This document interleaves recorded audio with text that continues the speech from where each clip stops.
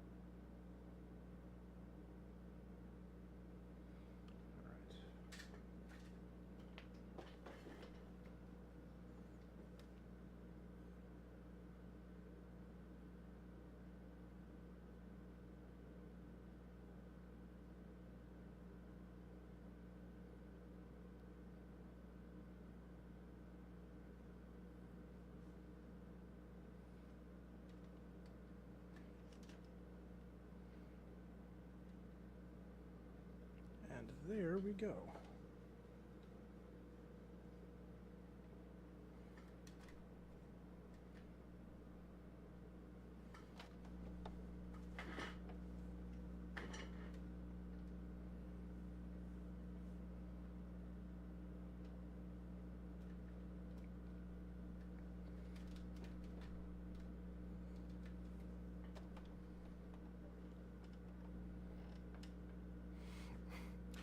I like how in my current setup this light is just completely blocking my face.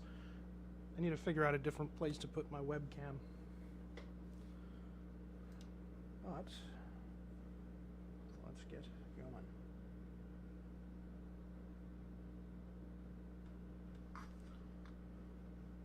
Right.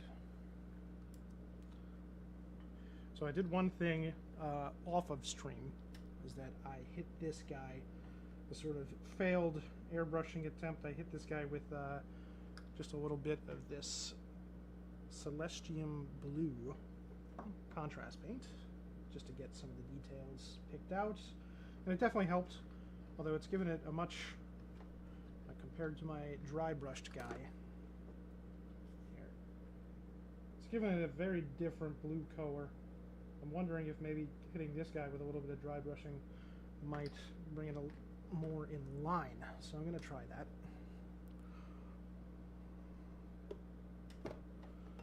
I'm already starting to form some strong thoughts about these different processes and which ones I think are my favorite and what I want to do going forward. But I will wait until we get maybe some more people into the stream.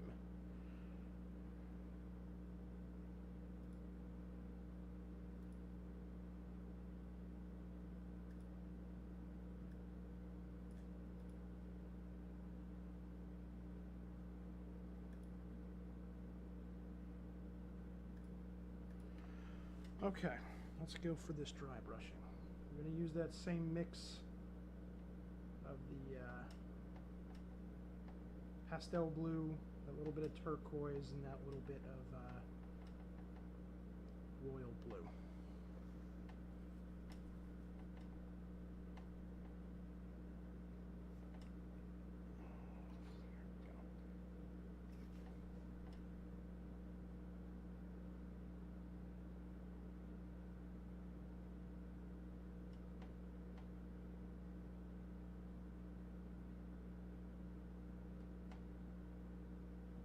Very gentle here.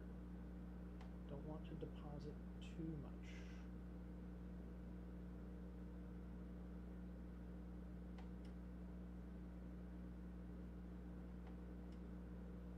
You can see the paint that I'm depositing is actually quite wet.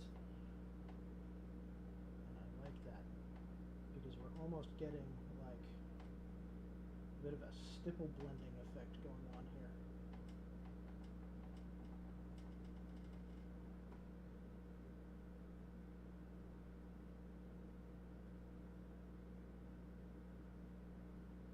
also do the sort of traditional dry brush thing of picking up the edges as well.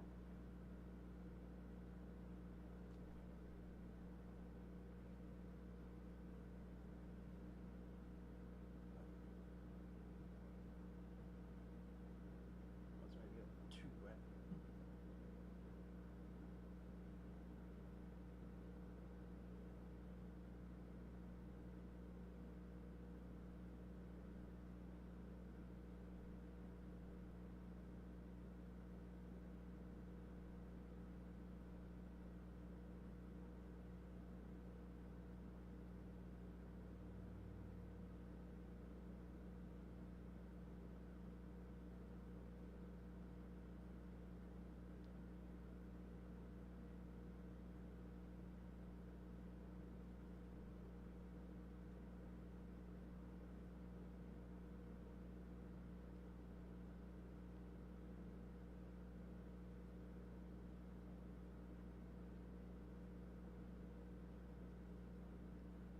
That is coming out pretty good.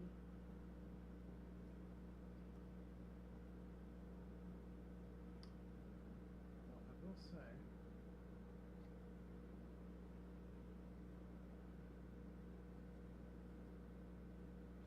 I need to thin the paint down a little bit more. This is a little thing that I discovered by accident earlier, is that you can actually thin your paint before you even put it on the dry brush. It allows you to do like large scale glazing almost. It's like super thin stipple blending.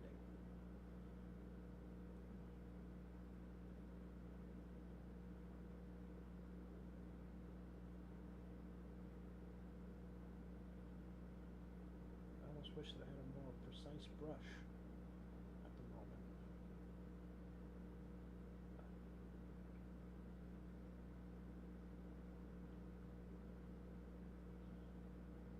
Yeah, I'm like basically able to get some volumetric highlights done by doing this.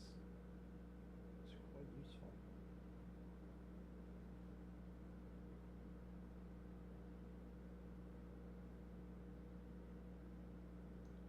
And we still pick up edges really nicely.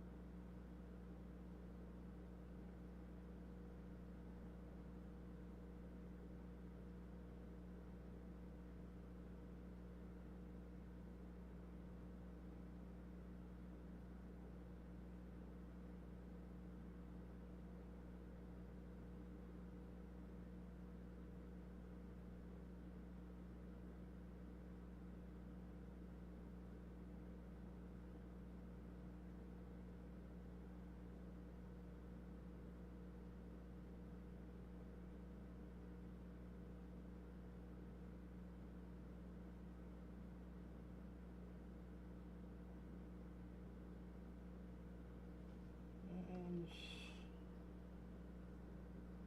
yeah, the blue is still looking a little bit different. I don't know that there's much that I can actually do about that in terms of matching it up without repainting the whole damn thing. But that's alright. They can have slightly different blue armors.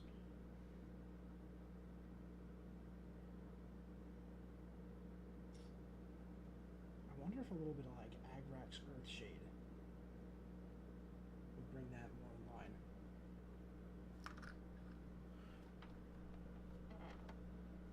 Introduce a little bit of brown in there. I'm gonna try it.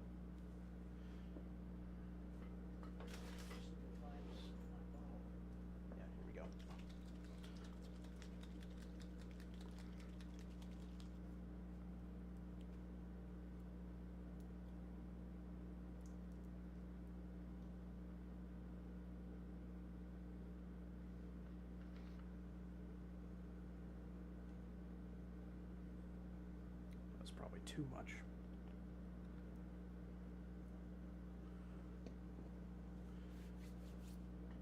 Now I always thin my washes using medium. I find that it allows them to spread out much smoother that way.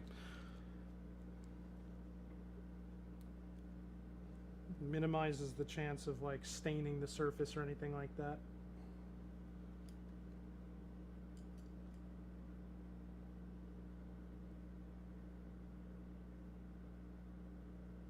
And I usually do about 50-50.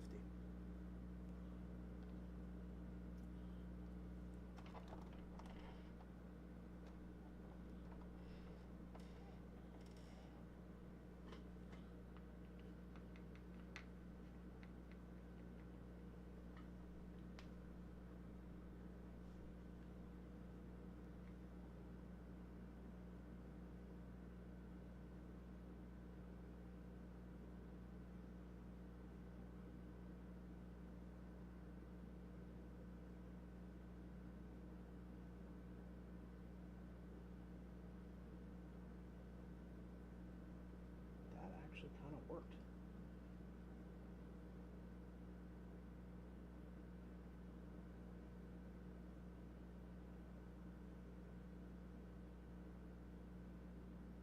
Now I'm going to apply this all over the plates really quickly so that I can come back with a wet brush and get rid of any excess.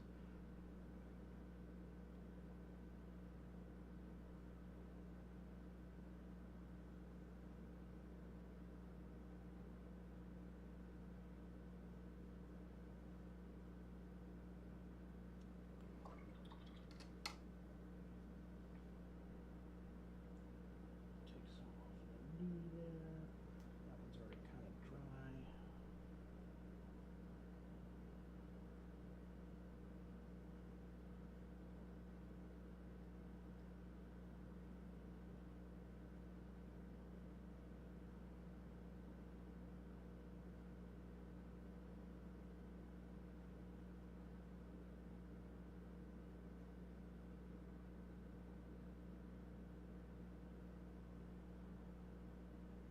Take some off the top there.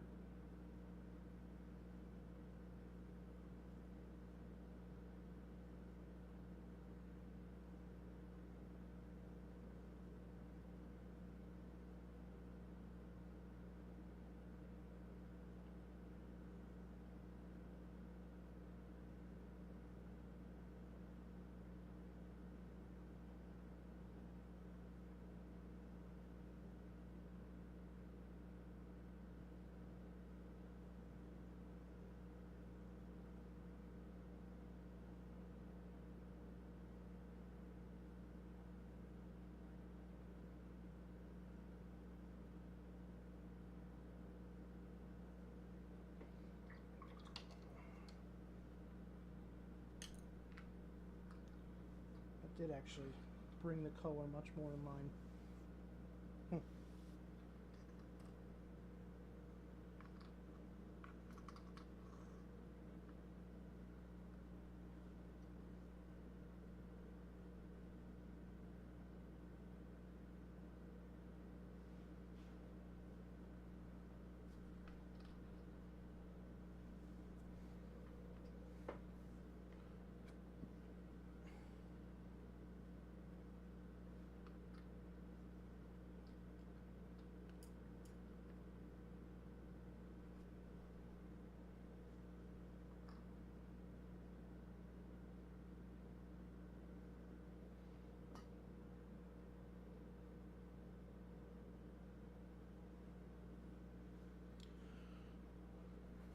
Now we did make a little bit of a mess of those shoulder pads, so I want to bring them back into that green gray that I had before.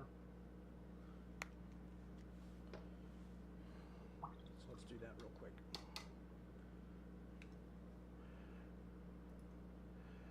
Now, as I was saying, I do have some thoughts, some initial thoughts of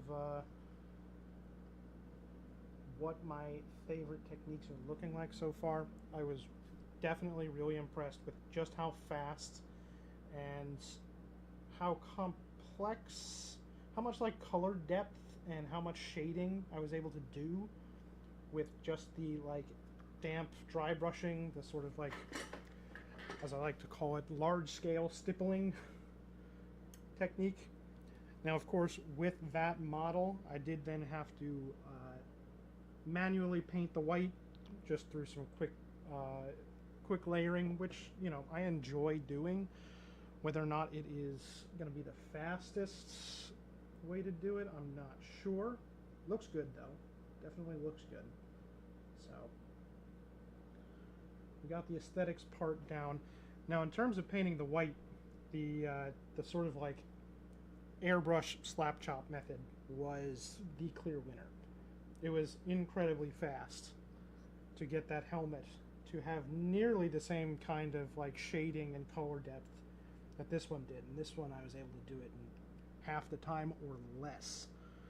So the question with the slap chop one is how well the rest of the body is going to come out. How well the blue is going to look after I put it over there. So that I will be doing soon. And then on maybe this one, the classic, well, no, I'll do it on this one because this one's my very experimental model. I'm going to see how quickly you can actually dry brush up into white.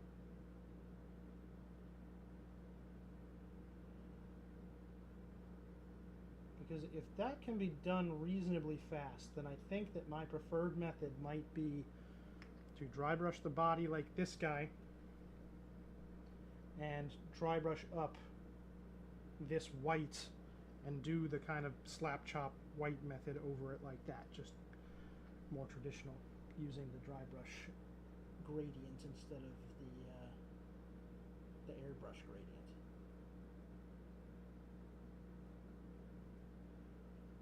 And if that works out, that might be my go-to method. But that is, of course, pending how the airbrush slap chop one actually goes. Because if that blue armor ends up looking good, then maybe what I do there is that'll be my preferred method overall, and then we can just, you know, do a little bit of dry brush stippling over the contrast paint, whichever one that I put down on there. And that'll end up being very quick and still looking quite nice.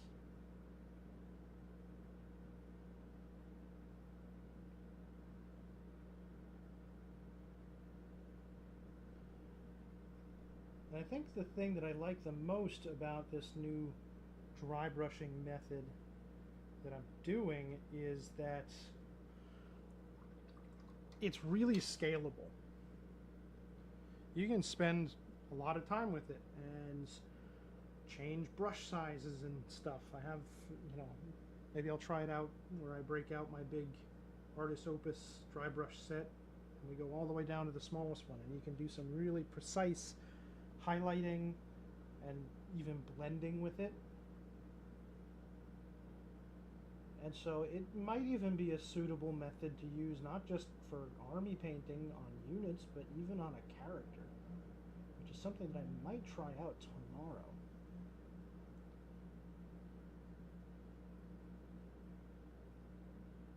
Because after you build that really solid foundation very quickly, that'll allow you to then just go back in with some traditional brushwork and reinforce it and really get very impactful highlighting and shading in a very short amount of time.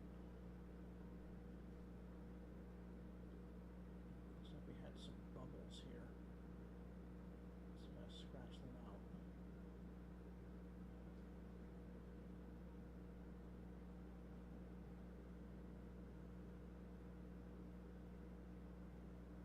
Repaint over it.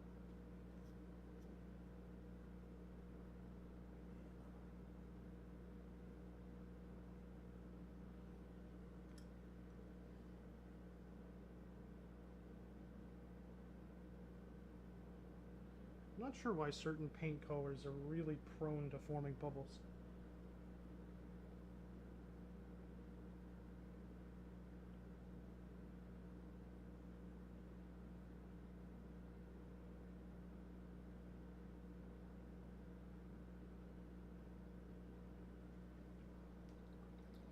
Alright, let that guy dry off. While that one's drying, I am going to attempt to paint the blue armor on the slap-chopped guy. Now, I don't want to use this Celestium blue again, just because it's veering a little bit too much towards purple. And so instead, I am going to... I don't think we want to go straight to the royal blue. I think we want to go like one shade darker. So I'm going to use this imperial blue. And we'll just mix it with a bit of contrast medium, sort of make our own contrast paint. Not quite as much as I mixed into that green-gray mix before to do the wash on the white parts. Because I want it to actually stain the armor blue.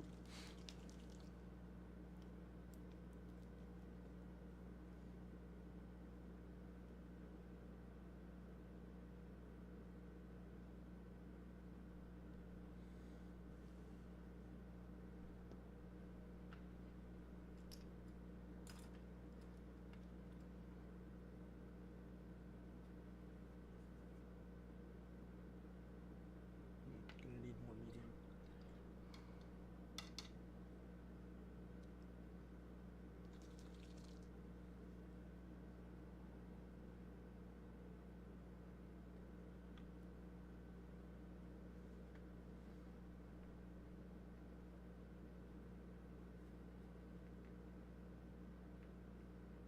Still a bit thick, but getting there.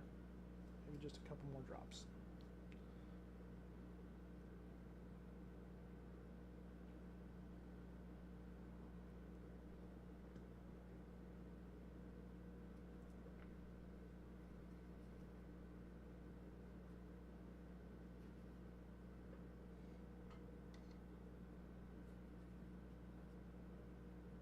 Let's see about that. That might be an appropriate consistency. It's getting decently translucent and flows. Maybe just a touch more water.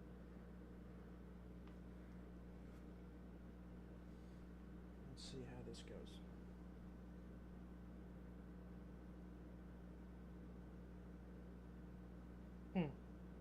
Not strong enough. I think I actually added too much medium.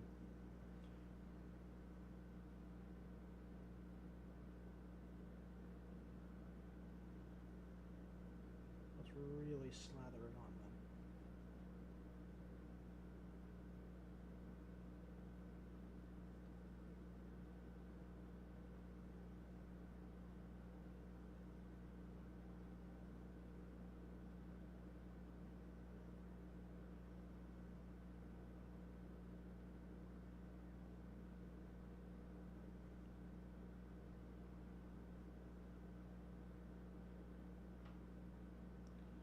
Yeah, I think this will require multiple coats probably.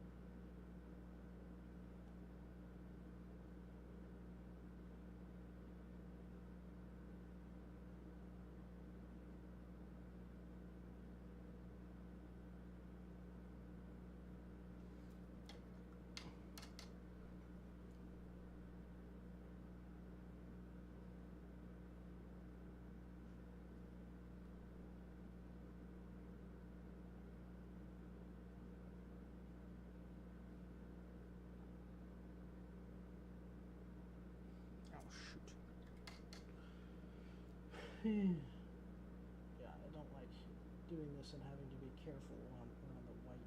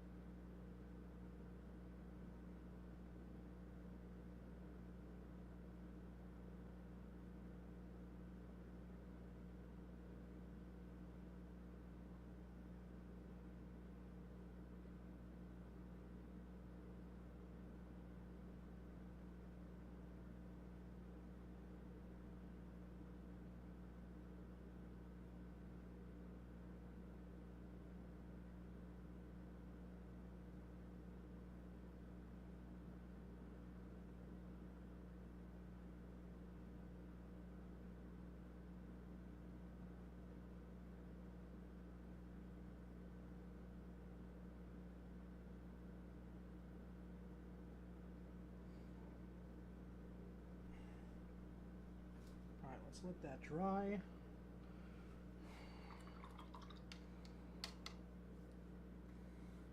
Now maybe it's just because I mixed up that paint wrong, but I don't know. It is very much the wrong shade of blue.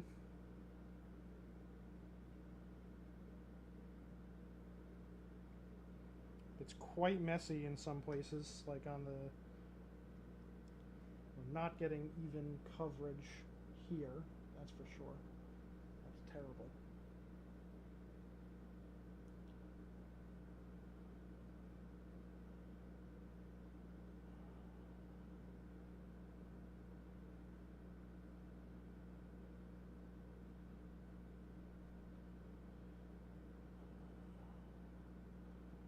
Perhaps with a second coat, that will get fixed.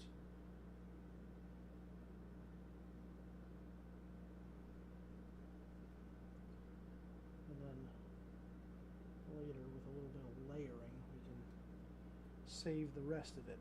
Perhaps. Perhaps.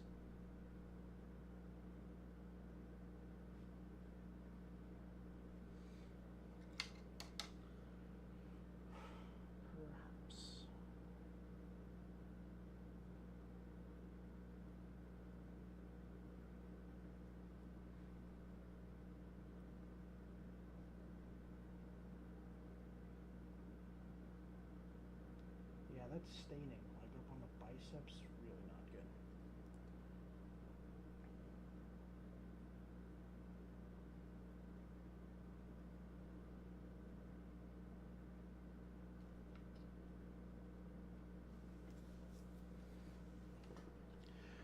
I've really kind of never liked contrast paints. Probably for this reason. Let's see how these legs look after a second coat.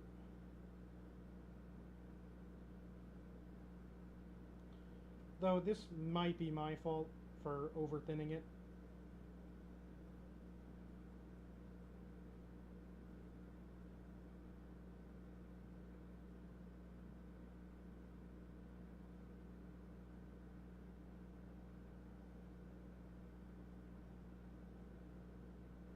It's definitely already starting to look better with the second coat.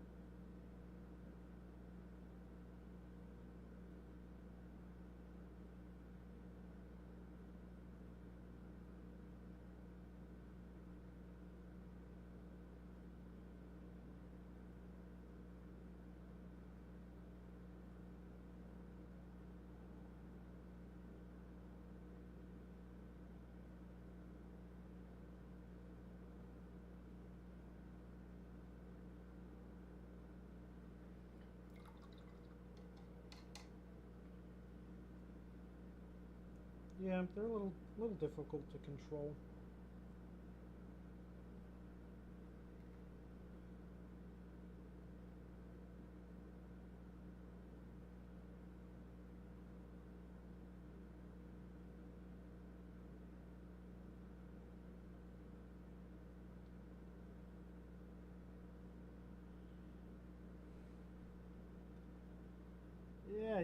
with the second coat and that much stronger coloring of the whole armor, that's looking kind of good. It's better, a lot better. I think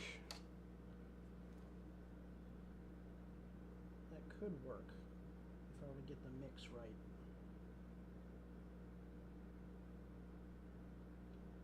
I'm also flooding the model a little bit. I also think that were I to choose this method, I would definitely need to make sure that a little bit more of like the black undershade from the initial airbrushing step showed through a little bit more.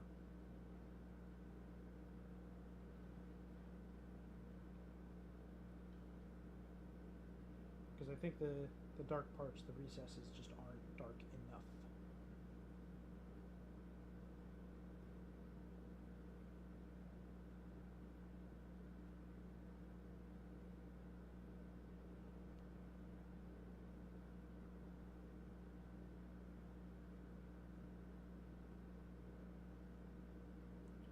Also not a fan of how shiny they dry. That guy's gonna need to get an absolute bath in some matte varnish.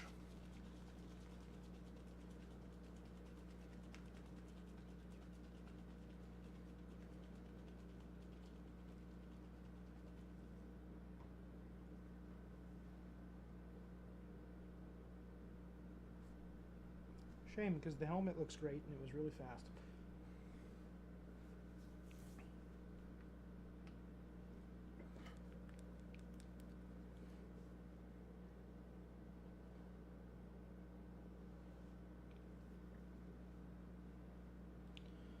I don't think I'm going to do any more work on this guy and his helmet because, honestly, he might need to get stripped if I can't get this armor to look halfway decent.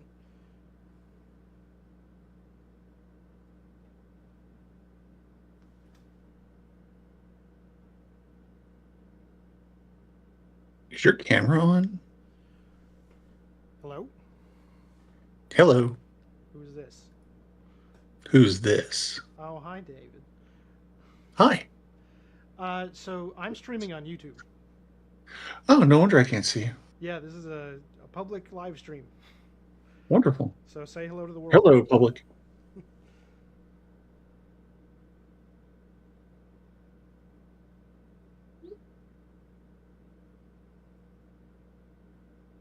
One of the other Patreon members has been following along basically all day. Somniel. I think she's new. Oh, right on. Yeah, just joined a couple days ago.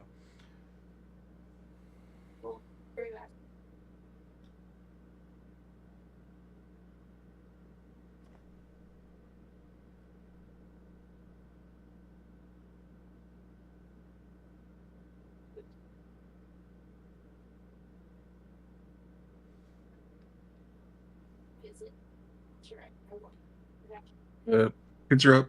My timing is terrible. Told you my schedule's a nightmare, but wanted to come on, say hi, show my support. Thank you for doing the live stream. I will certainly check out YouTube later. And yeah. Cool. So you're not Next time I'll actually bring my paints. not going to be able to stick around much today? Sadly, no, because it's voting day here. So we need to go do some voting, and then it'll be time to cook dinner and, kids. Life with small children. Okay, cool. But I got some. What elections are going on? Oh, we have the local Virginia primaries today. So we want to contribute to the democratic process, make sure that, we retain the right to vote on a go-forward basis. That would be nice, generally. I got some, what is it? Barbie Pink from Culture Hustle. I haven't decided what I'm going to use it on yet, but that just arrived in the mail, and I'm excited to try that out. I'm also waiting for YOLO to actually get to the house. I don't even know if they've shipped it yet. Really excited to put that down on Sheol.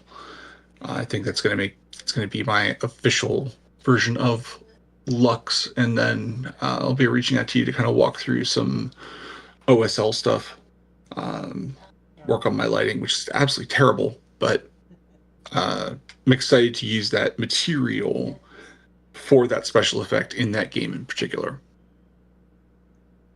So what is this material that you're talking about?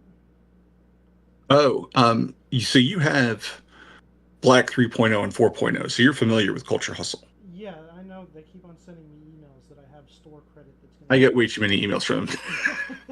It's absolutely true. I get an uncomfortable number of emails like, yes, I feel the hustle. I feel the culture. I feel the hustly culture of it all. So there was a science experiment where and I'm going to get this wrong-ish, but they pointed a laser into a human brain that stimulated the optic nerve in a way that effectively created a color that is close to an experience. I heard about that.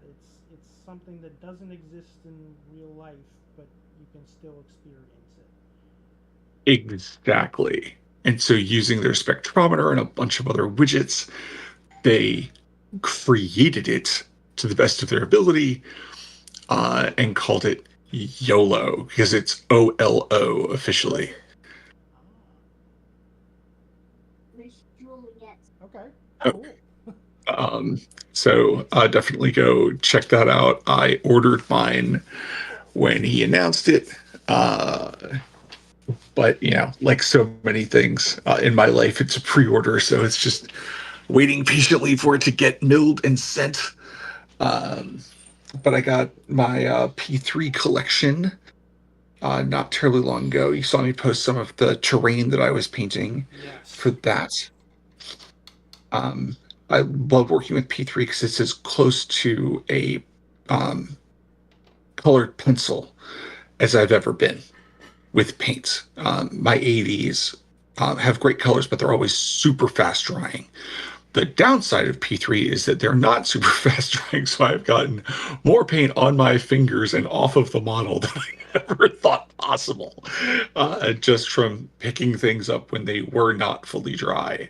But the blending that it's enabled has been absolutely brilliant.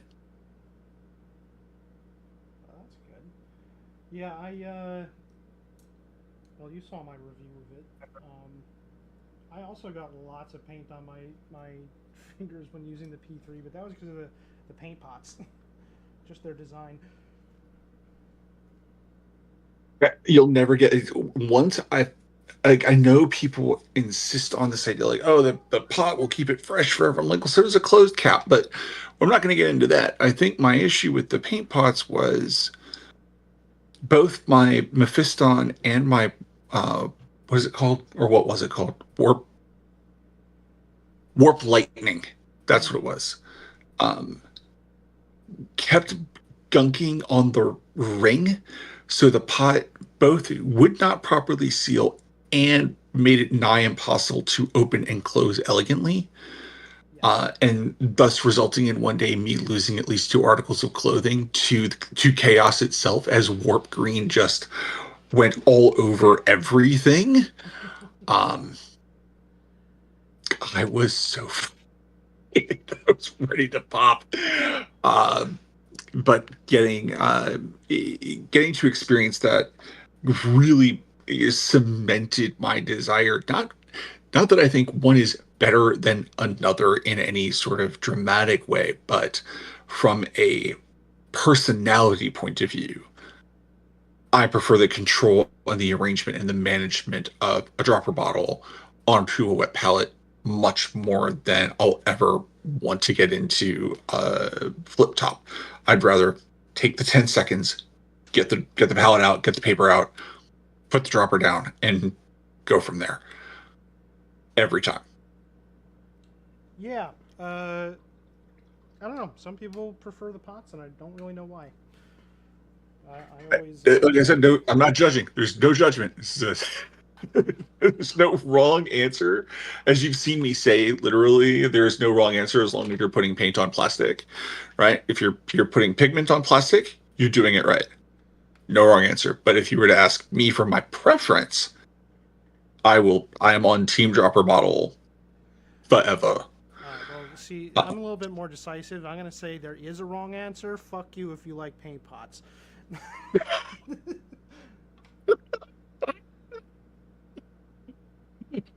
And thus the great Ninjon versus Heretics and Heroes War began.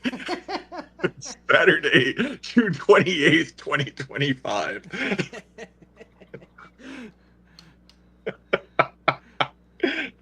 Much paint was spilt that day. And lo, the Fiston and Cador Reds ran through the gutters of the city.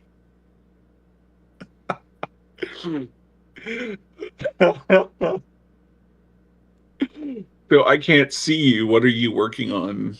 So I'm painting up some Eldar Dire Avengers. And what is a Dire Avenger other than what sounds like it ought to have been an alternative Marvel universe? They are just one of the troop types, basically. They're an elite troop type focused on ranged weapons. Okay. Sick. So in the Eldar race, I don't know how much you don't know that much about like Warhammer lore, right? You just used up everything I know. Yeah. So yeah. In a single sentence, the Eldar am a race. Got that far. I know. Yes. What do I know? That there's an Imperium of Man that's not doing so hot. There's a really old dude who's not allowed to die. And yet his psychic power is so great, navigators to this day have foregone spice and just look toward him as their North Star. Mostly correct. Yeah. Then, the Emperor. Yep, I know that if an orc believes in anything hard enough, it works. That's sort of true. Oversimplification, but you got the spirit of it. Right on. I'll take that. And I know that at this point, I think I've always kind of seen Warhammer as the first gotcha game, right? You never run out of stuff to buy. You can empty multiple bank accounts and still technically not have everything at this point. So you're picking and choosing the armies that you're going to field, but most of the hobby is in the painting, unless you go the board game route, right? So I've played Blackstone Fortress. Blackstone Fortress is probably the first miniature game I painted in my modern era. And I'm sure if I went back and looked at it, I'd be, deeply ashamed of what I did at the time. But that's the point, is to look back and be deeply ashamed. Look forward, and so you can be deeply ashamed in another year or so. But that's just progress. And the best thing about Blackstone Fortress is that it explained absolutely nothing other than I learned what a rogue trader was, that there's a thing called a Blackstone Fortress, and somehow there's a bunch of dudes, there's like an infinite number of dudes that you can shoot on it while trying to get to the center. But the game itself was surprisingly not at all grimdark mechanically. Is super heroic, effectively. Right? Yeah. It's super hard to die in that game. Yeah, a lot of fun. Warhammer is a little inconsistent in tone sometimes, depending on which system that you're playing in. Whereas Space Hulk is absolutely on the other end of that equation. You get sixth, you go down. Yeah. But oh, great. One less Space Marine for me. Hooray! Yeah. So what I was gonna say was that in the Eldar, the army that I'm currently painting, they have these things called aspect warriors, where each one is sort of like a lifetime warrior. They drop everything else and they just become soldiers for life. And each aspect they specialize in a different thing. So these guys are like the ranged weapon specialists. There's like stealthy close combat specialists. There's like flying jetpack users. They do a bunch of different things. Oh, sorry. And remember, kids, if you have long range and stealth, that makes you a sniper. There are those too. There's the Rangers. Oh, perfect. There you go. Although I find like tactically, I've always preferred my I like a mix of medium and short range units. Like a couple of snipers are great. Like I've always, like every kid from that era, I love the drama of it, but it's not always terribly practical. You're drawing a lot of line of sight. You tend to be a target very early. I remember building some sniper battle mechs back when I very first started any kind of consistent tabletop gaming. And my brother he was like, nope, I'm not letting that Gauss rifle anywhere near me. And he would just unload long range missiles on me until I fell over. Like, that was a critical unit. But like any good sniper, it wasn't exactly tanky. So, yeah, that it was a lesson hard learned. Yeah, well. So, how much playing are you really doing? Oh, gaming wise, I haven't played in a Yes. while. I just haven't had the time to go over to the club, but I probably won't. You always Honestly. I'm just always painting or doing video content, you know. And now I'm hoping to go to Gen Con, so that comes with its own challenges. That's right. Have we told the audience, who may be just two people at the moment, but that's okay, about your classes that are coming up for Gen Con this year?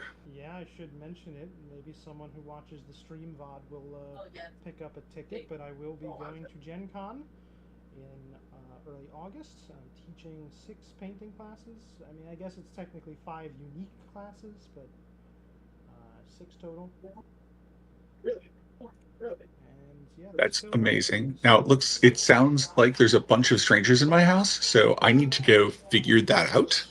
But I will try and be back tomorrow. And again, thank you for running the stream. This is awesome. I hope that with some consistency, we have a larger audience going forward. Should be a fun time. And it's nice to actually have the patrons in voice chat too, because frankly, I'm not that good of a streamer in terms of keeping the energy up and conversation going. But having someone to talk to helps. And that's why I wanted to jump on slightly earlier, but as you may hear in the background, small children. So yeah, I'm not entirely sure what I'll be doing tomorrow. Maybe painting a character, but we'll see. It'll be fun, nevertheless. Perfect. I will see again if I can get on for any length of time. I hope you enjoyed the next hour or so. Don't stress yourself out. It's the first time you're doing it. We'll work on scheduling. We'll get you some consistency, get you an audience, get a couple more people in. We can, make it a rolling conversation, which I think, as you've heard me say many times, helps build narrative. Narrative is what pulls people in. So I have to go see who the hell is in my house, and I will talk to you shortly. All right. Have a great day, Nick. Bye.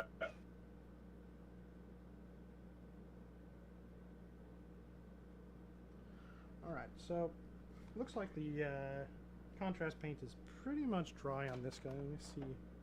Make sure the lighting is there. So if we compare him to this guy, the blue is a lot lighter overall. The shadows on this one are a lot deeper, so I think that there's a lot more room for building strong contrasts.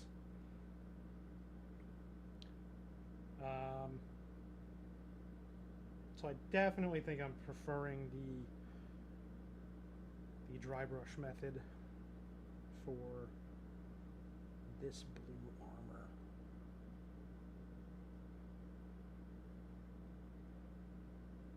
Now it's funny because if this model had more white armor, then I would be doing this method, which is interesting. I kind of wish that I could come up with like a sort of a unified method that'll work for any color.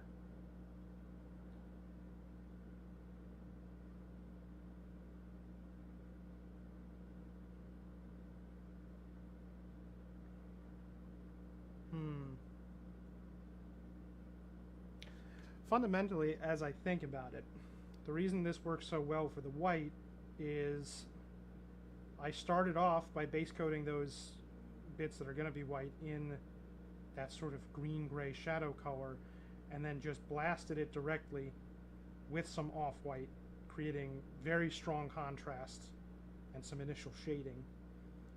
Hit it again with my mixed down green-gray using the contrast medium to give that definition, and then just did a little bit of highlighting, and it was really quick, got a great result, and I feel like we could probably do the same thing with the blue armor.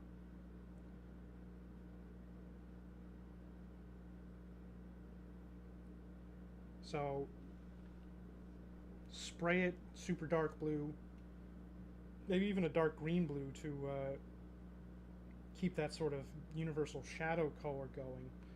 Then blast it once with one really high contrast pass of light blue. Then wash it down again to reinforce those shadows, and then use our dry brushing to do just a little bit of spot work with building up some of those highlights, and then just finish it off with a couple edge highlights, maybe a little stippling to really push the contrast in some key areas. And then the question is what to do about the white, because I would really love it if I could figure out a way to treat the white in the same way as this method, just because it was so quick to get that white looking really nice. And while this also looks really nice and it has a little bit stronger contrast, it did take a little while to get there. So not that ideal if I'm prioritizing speed here.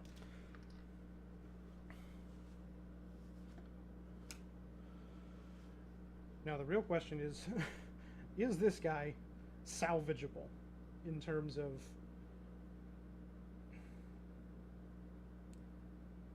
shading him up? I'm gonna try and do a little bit of brush work with some highlights just to see if we can get it looking anywhere close to where I'd like it to be.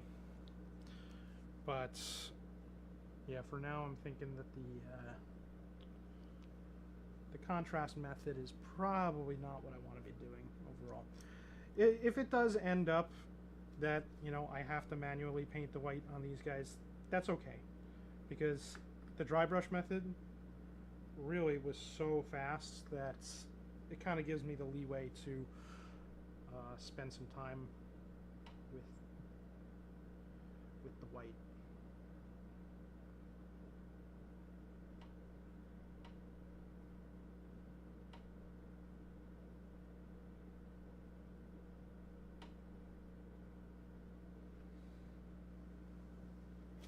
Let's see what we can do. Just some quick stippling.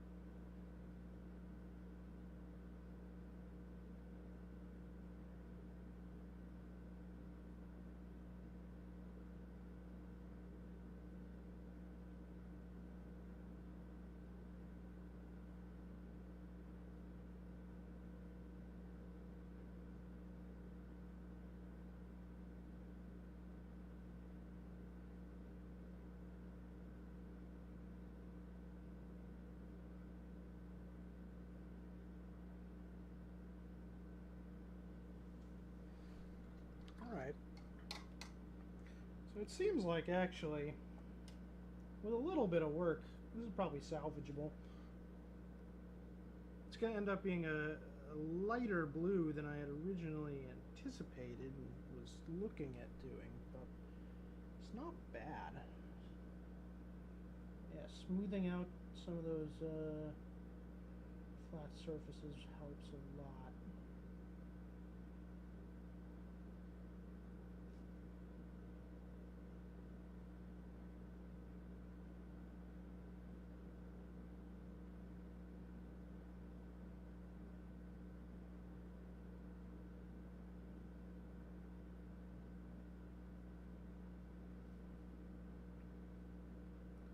Don't want to have to do too much brushwork like this to make it look good though, because that is going to be time consuming.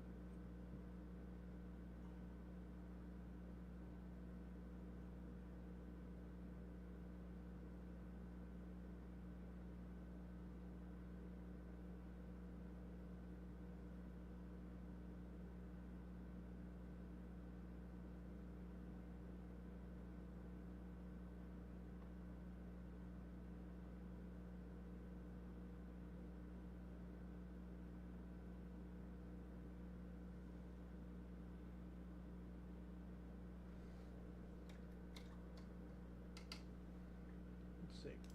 I wonder if maybe doing a little bit dry brushing could get us where we need to be quicker.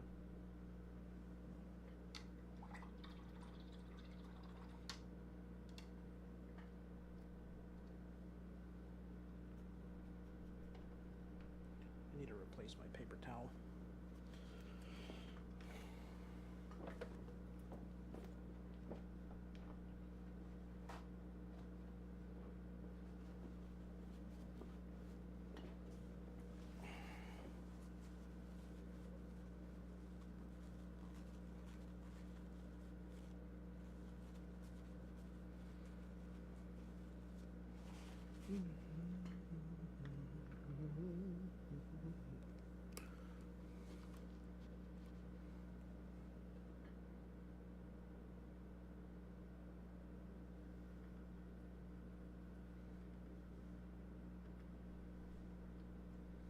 Let's see what we can do here.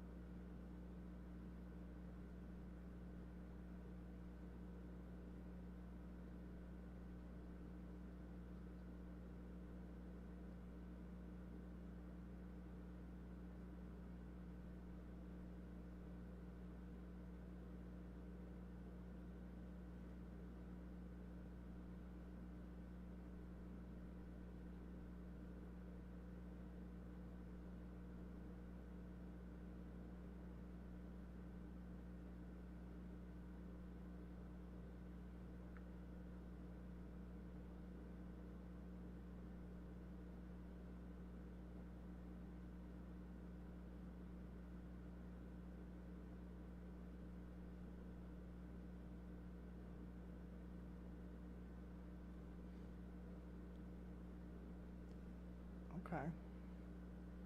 It's getting better. Dry brushing definitely helps.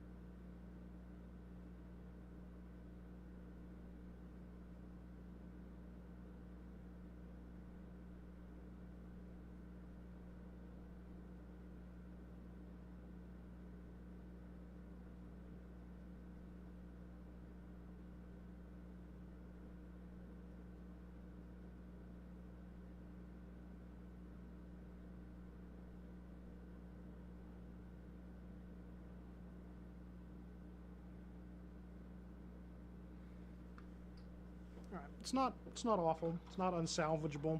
I think it just looks a little bit unsophisticated, though.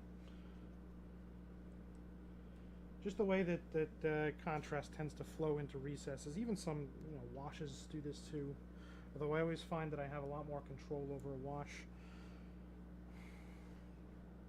But yeah, it requires a bit of brushwork to really salvage it. But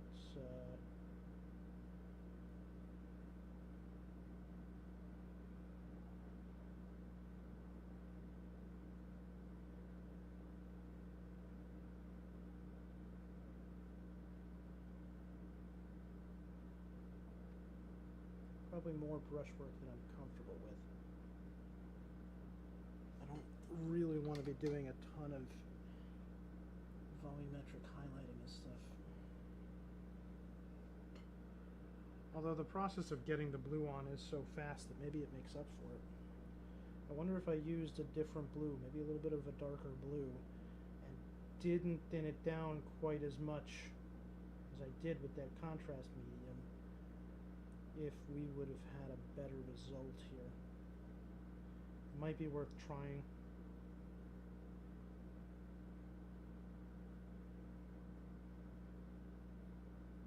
Might be worth trying once more.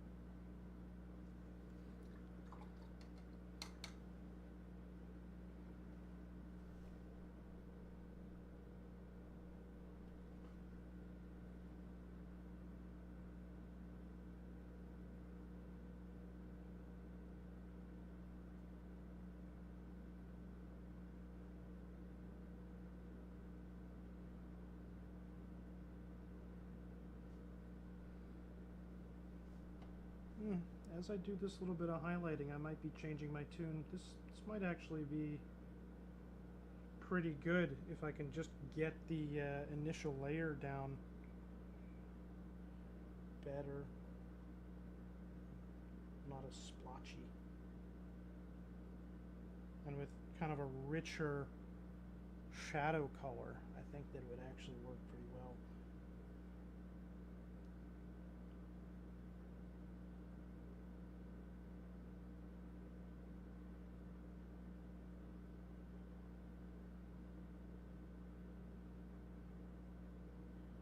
Getting some pretty good depth here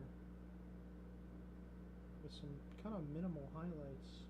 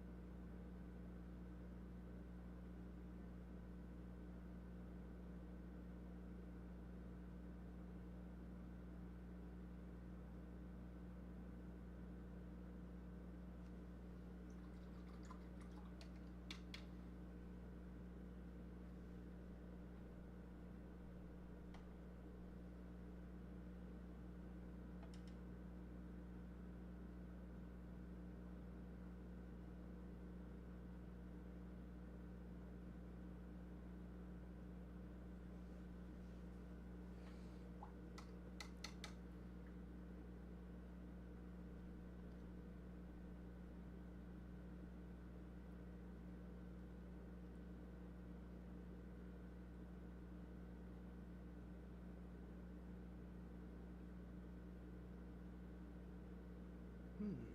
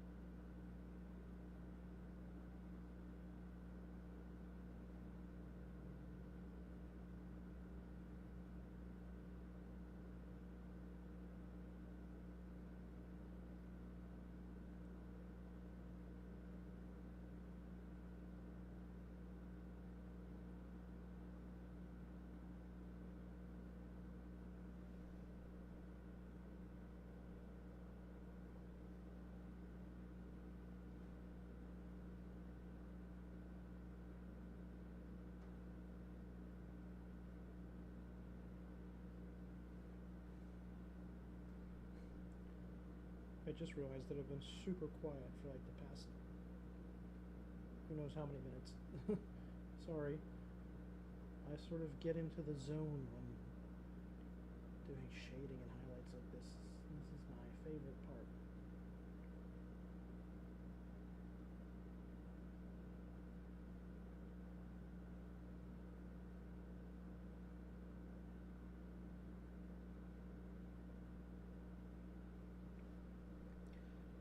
Yeah, we're getting some decent results out of this. I am rapidly changing my tune on the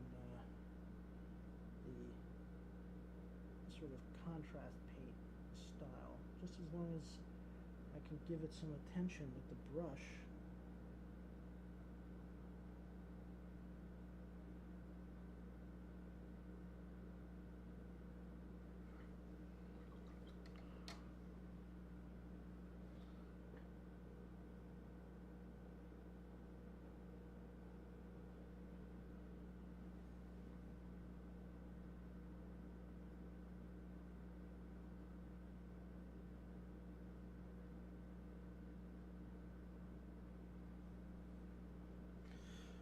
It's a little hard for me to tell what's going on without putting some matte varnish on that in order to take down that shine a little bit, but those legs are looking pretty good.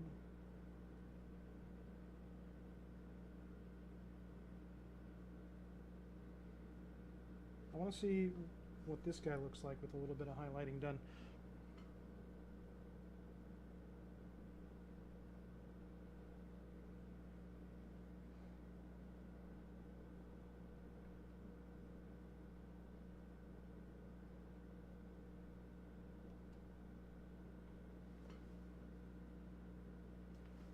Focus on just a few key areas here, I think.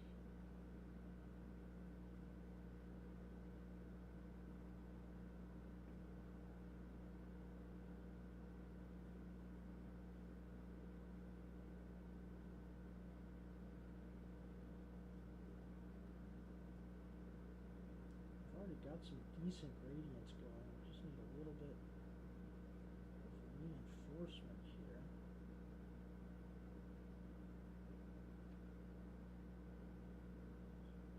Couple edge highlights. A little bit of stippling here just to